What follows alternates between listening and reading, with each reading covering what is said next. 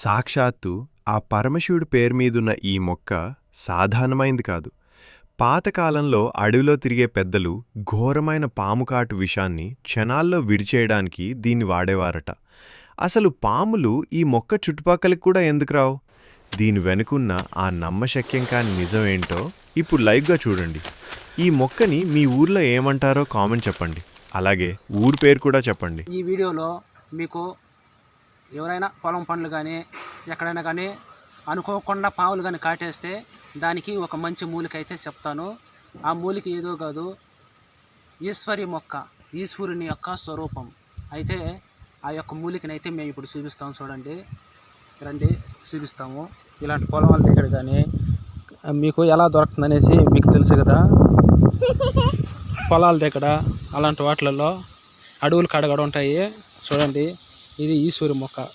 కొంతమందికి ఎక్కడ దొరుకుతుంది అనేసి కొంతమందికి డౌట్ రావచ్చు కదా. అలాంటి వారికి అయితే ఈ మొక్కనైతే చూపిస్తున్నాను. చూడండి, ఈశ్వరి మొక్క.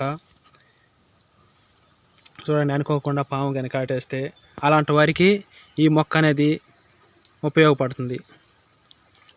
ఈ యొక్క మొక్క వేరు వచ్చి ఇక్కడ ఉంటుంది.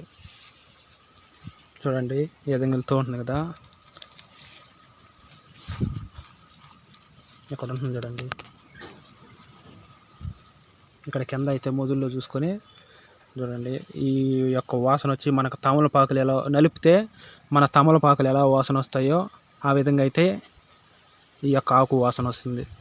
చూడండి, దీనిని ఈశ్వరి మొక్క అంటారు.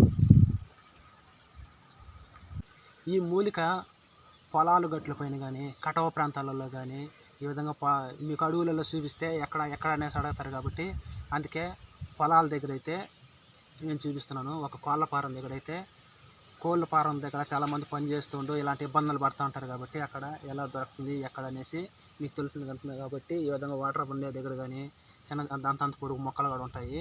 అవి పాము కాటేసినప్పుడు బాగా లోడుకి వెళ్ళి వేరు లోడినారంటే వచ్చేస్తుంది. దాన్ని కసకస నూలేసి అట్టే కడగవచ్చు, కడగకపోవచ్చు. కసకస నూలు వేసినారంటే ఆ విషం అనేది దిగేస్తుంది. కాబట్టి ఈ మూలికని మీరు మీ ప్రాంతంలో ఏమంటారో కామెంట్ చేయండి. ప్రతి ఒక్కరు కూడా కామెంట్ చేయండి. అయితే ఇప్పుడు వివరాలకైతే వెళ్ళిపోదాం. అట్టే ఉన్న ఫోటో తిప్పి